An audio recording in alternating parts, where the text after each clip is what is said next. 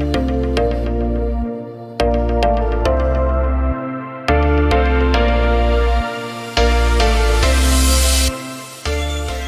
everyone, and welcome back to City Chats with Joyce. I am Joyce Dooley, the Director of Research and Innovation for Zpryme.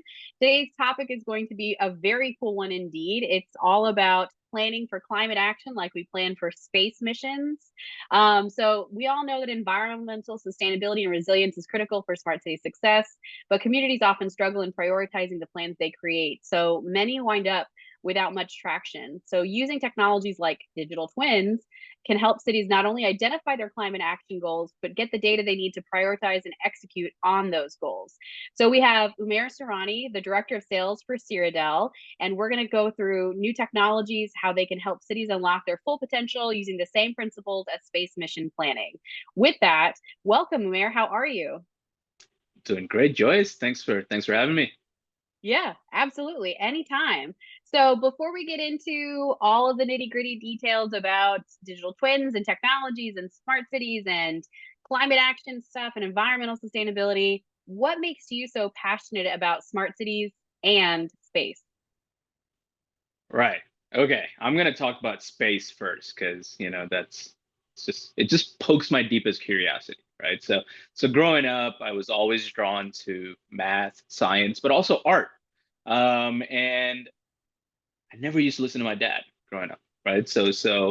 Um, at the end of high school, trying to figure out what to do for majoring in college. And my dad, in passing, mentioned something about aeronautical engineering. And I'm like, you know what? That sounds cool. I didn't tell him that, but it sort of stuck with me. And I made that as a path. I took a couple of engineering classes, and I'm like, you know what? I'm going to go study aerospace engineering, but really focus more on the space side of things. Right. And then once I started studying the engineering aspect of it, I started getting more and more interested on the science aspect of it, the exploration aspect of it. Again, it pokes my deepest curiosity because unlike scientific experiments here on Earth, where you can get absolute or actual results that you can observe, you know, for space, everything we do from experiments is inferring what is going on there, right? So it's just that aspect of it is just so cool to me because it's all light based. I mean, it's just I can go down a rabbit hole, as you can see. I'm really, really excited about that. But then really what it all sort of boils down to is what else is out there? And can I answer or can I find out more about where we come from? Right. But then also all of that sort of ties into the existential question: why are we here? Okay, I'm not Mm. trying to get philosophical on you, Joyce, Get but philosophical but on me. Go for it. That's what we're here hear me out, for. right?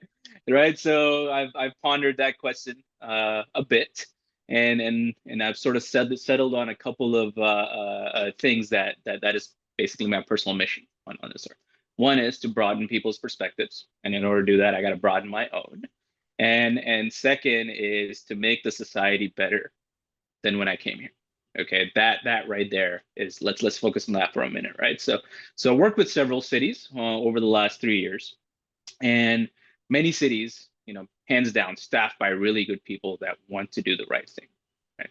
But so many of them are so behind on adopting new technologies. Okay, Mm. some are still using pen and paper to manage their assets, for example.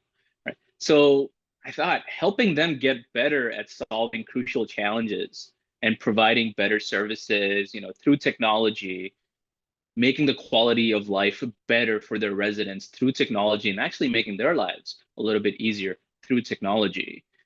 I found that that's one way of sort of completing my personal mission of making the society better than I found it. And with more and more people around the world moving into cities, that simply amplifies my effect, right? So that's what makes me so passionate about it. I love all of that. Thank you so much for sharing. I mean, I am morbidly curious about space. It definitely piques my interest, but it also frightens me because it is a void full of things, but we are so far away from them that it definitely keeps me up at night. I watched Gravity and was just like gripped with intensity because it's all of my worst fears about space travel confirmed. That is Anyways, a this is very that is a very scientifically incorrect movie. I know. Interstellar, on the other hand. Interstellar, on the other hand, is different, but that's it still got me. Yeah, But I appreciate the perspective that you bring to it because you really have to look at the overall development of cities in general and what makes them efficient and work better for people here on Earth. At some point, once we start colonizing other planets, if and when the time comes, you also have to think about those kinds of efficiencies and materials and you know it's just a really fascinating one-to-one sort of mental exercise that you can do for sure. But absolutely. then Yeah, the philosophical aspects that you're talking about is, if we're here, let's be here and let's improve things. And what better way to do it than in your own communities, right? And so smart cities is a fantastic way for people who are into technologies and applications of impactful technologies to be able to move forward. And so thank you for joining us today. This is going to be a yeah. really great discussion, and I think our audience is really going to love it. So now let's get into, how do you define smart cities and how do digital twins play a role? Yeah, good question. Okay, so I've been thinking about this question a bit before I even met you, Joyce. So, and one way that I like to think about this is from a people perspective, right? And basically from a perspective of, when we call a person smart, why are we calling them smart? What is being smart a function of, right? Mm, So from a personal perspective, a person is considered smart by society if they're knowledgeable, resourceful, good at solving problems. Okay. But then you ask, is that person really smart if they're not using the tools at their disposal, to better their lives and the lives of those around them? Okay. Yeah, you could probably say, okay, maybe not that they're not that smart if they're not doing that, right? So now apply that same methodology to cities. If a smart city or a smart city is knowledgeable and utilizes the data and tools and resources at their disposal to make the quality of life better for its residents. Okay, so that's how I define smart cities. Basically, it's taking what you considered a person smart and applying that same methodology to a city, and a smart person equals smart city with those same methodologies. So digital twins, on the other hand, are simply another tool that a city can utilize to become smarter. Okay. It is a tool being utilized already, but it's severely underutilized. mm, Digital twins basically are a virtual rendering of your physical environment, and they're kind of like a virtual sandbox. They're also a really good digital storyteller, right? Every city has some version of it in some effect, which they call their GIS. They will have mapped out their assets in some way. They are keeping track of conditions of their assets in some way. But that's kind of where so many of them stop, and very few go beyond that. Well, it's just not being used in its full capacity.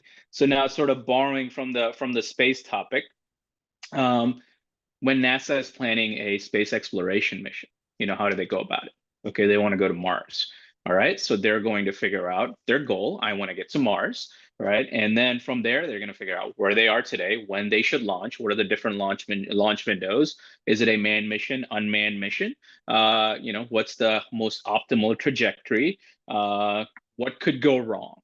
So they will use a virtual environment of the solar system to test this to the T, to do all kinds of scenario planning, to make sure that when they say, yes, this mission is ready for launch, it has been tested to the point where it's the highest chance of success. Okay. mm. Now, obviously, those are very, very, very critical missions. Something going wrong is billions of dollars down the drain. And if it's a manned mission, it's lives down the drain. And you can't put a price on that. But what cities are doing in urban transformation are also pretty critical. And cities know that they have to do a lot with little. They have to really be resourceful. Cities tend to be a little risk averse as well, just by the nature of the system. So digital twins can help cities sort of get to the drawing board in their PC, play around with the different things they can do to meet the goals of making the quality of life and services for their citizens better, whether it's new developments, whether it's new services, whether it's new parks, whether it's smart city infrastructure, whether it's mitigating heat islands. Test that to the T, do a whole bunch of scenario planning, and then put something out there to deploy that you know is going to have the highest chances of success and produce the impact that you wanted to produce. So that's how I think digital twins play a role in defining and developing smart cities. Thank you so much for the definition and for setting it up in such a way that we can get a really good picture of how to utilize this technology in a way that makes sense. And I love the space perspective. I think it just adds another layer to, what is possible here. But we're really talking not just about smart city development, but like how climate action planning and execution is important for smart city development. So I would love it if you would just dive a little bit deeper into Yeah. how those two work together. Yeah, for sure. That's definitely a personal passion of mine. And man, Joyce, it's hot. It's hot right now. All over the world, it just seems like we're Yeah, just breaking a new temperature record every day. And that's a yeah. big concern, right? And that's unfortunately not going to get any better. Flooding is gonna continue to increase. We're just gonna have more and more extreme weather events. I mean, that's what the world is telling us, and at the same time, I mean, people are finally starting to, realize that it's important to reduce our emissions, at least by some percentage, as a way to get to net zero within the next 30 years or something like that, right?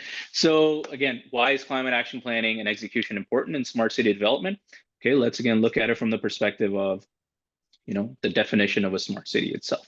Can a city call itself smart if it's not sustainable and resilient? Okay, that person that we're calling smart, I'm pretty sure we're not going to call that person smart if they're doing things to harm themselves and compromise the safety of others around them, right? Mm. That's exactly what sustainability and resiliency is. Are we resilient to the disasters that we're seeing, the extreme heat that we're seeing, the extreme flooding, the storms that we're seeing, right? Do we have emergency response plans? Are we able to, or are we doing things to mitigate those disasters in the future, right? If we're, if the answer is no to any of those questions, then are you really a smart city?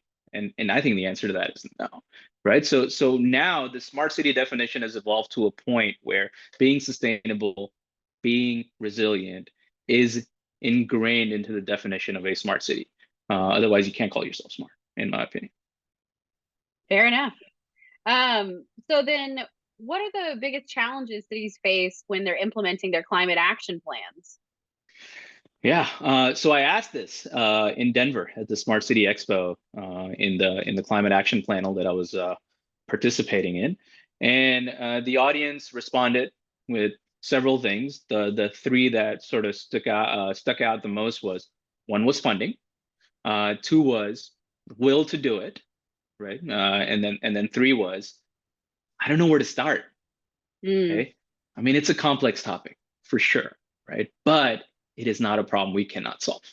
Okay. And there are tools and resources out there that can help simplify it, that can help determine what is the place we can start, that can help you understand the situation a little bit better so you're able to solve this problem, and thankfully through the IRA, the IIJA, the different funding that's now available through the federal government, there is a ton of money pouring into cities that want to develop or update climate action plans and eventually implement them as well.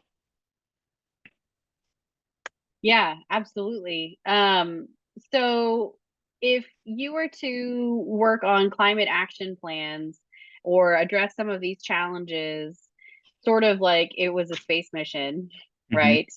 And you would use it with a digital twin, like where would you get started? Yeah, right. So for me, just being so math oriented all my life, and then recently studying business, a lot of that sort of gives me this framework on how to approach any problem whatsoever, right? First, you have to identify what the problem is, what you're trying to solve, and you really have to identify where you're trying to get to. The goal is so important, If you don't know what the goal is, figure that out first, right? But once you figure out the goal, then what do you do? Okay. Um, Go to the drawing board, assess the current situation. Okay. What is my situation today? And how far is it from where I need to go? And then devise a path to get there. Okay. So that's how space missions are planned. That's how health conditions are diagnosed. That's how business problems are diagnosed and and plans are put in place to solve those. So we can use digital twins to do the same when it comes to urban transformation and climate action plan, right? What am I trying to get to? Okay, I want to reduce my carbon emissions by 40% by 2030, for example. Okay, all right, that's my goal. Where am I today?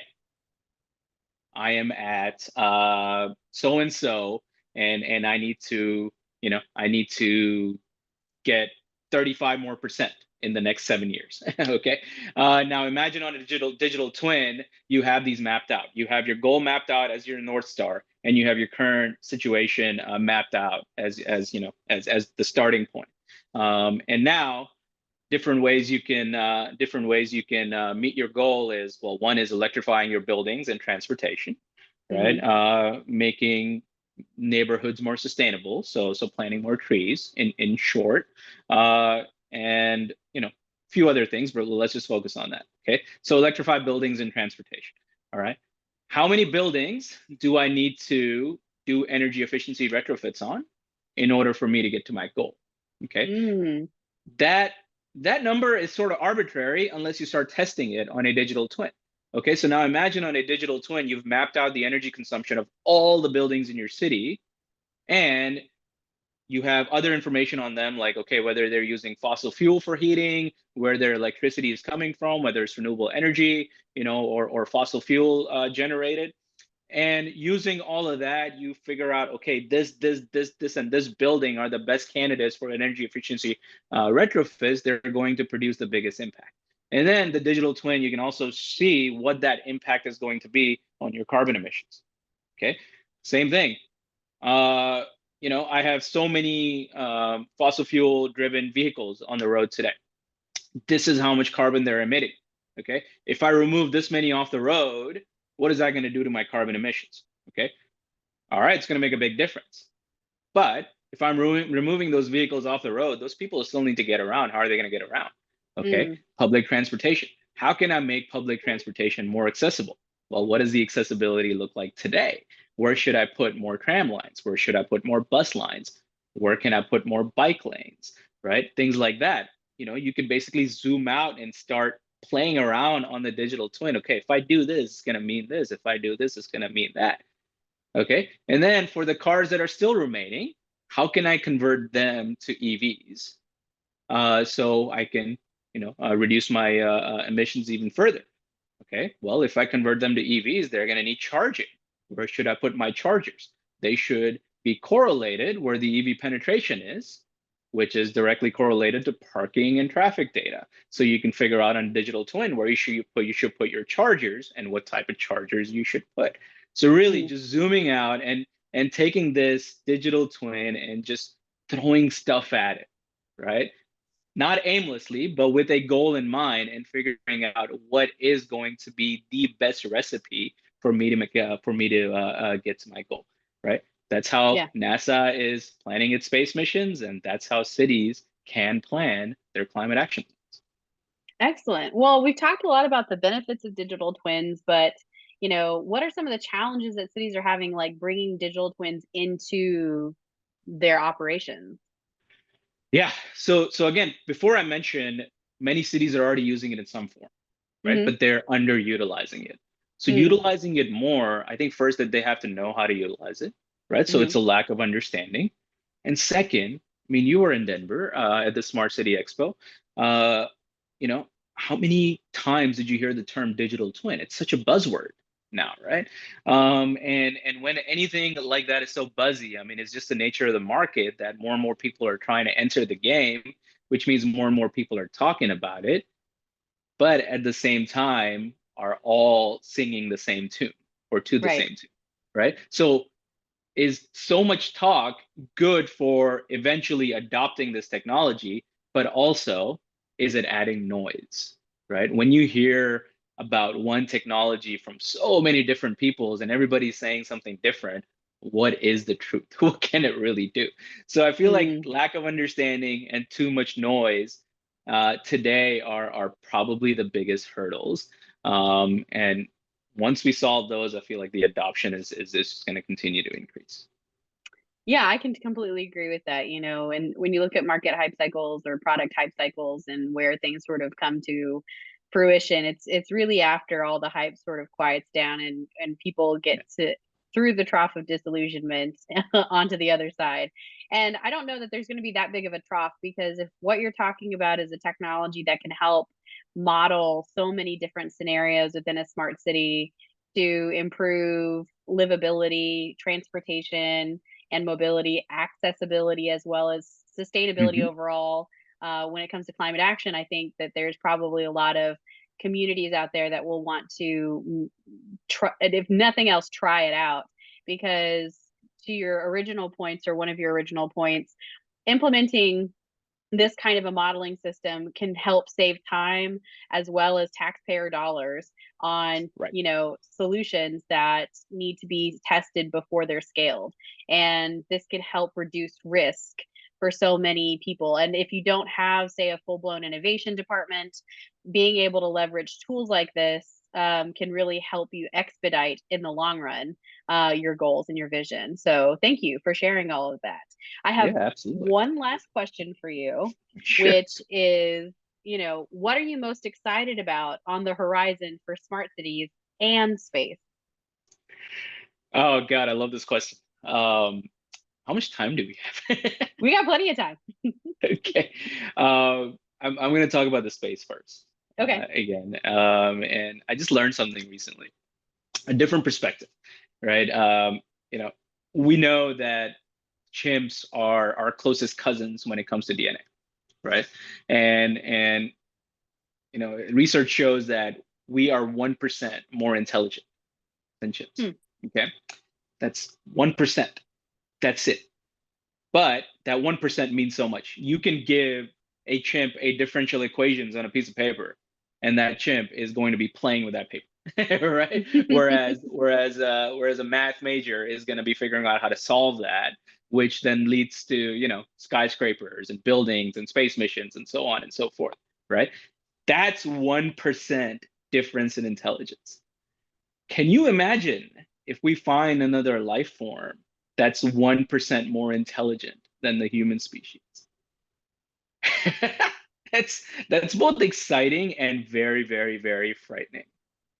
So that's, you Yeah, know, but it's still very, like, what a great possibility and potential for so much to, you know, to, you said earlier about like expanding your perspective, right? You want to be yeah, open-minded and expand perspectives. I think being confronted with such an individual, right, or a species would definitely expand our concept of like everything in general. And so I there's a lot of potential for if things they're to be, friendly, if they're friendly, if right? they're Stephen friendly. We Hawking, hope. Stephen, We hope. yeah. If they're anything like humans were when they encounter some new tribe or civilization back in the day, then that could be bad news. But hopefully they're going to be more evolved, and Yeah, more advanced emotionally and intelligence. a lot that we can learn for sure. Yeah. So, okay, Um, well, the potential for finding an intelligent life form that is more intelligent than humans is what's exciting about space exploration currently.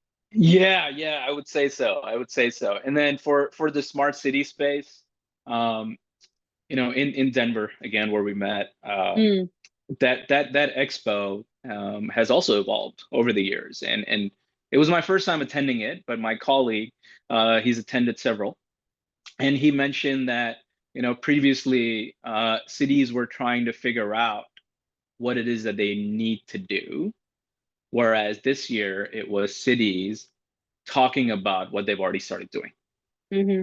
right? So definitely very excited about that trend continuing and leading to more smart, sustainable, resilient cities, right?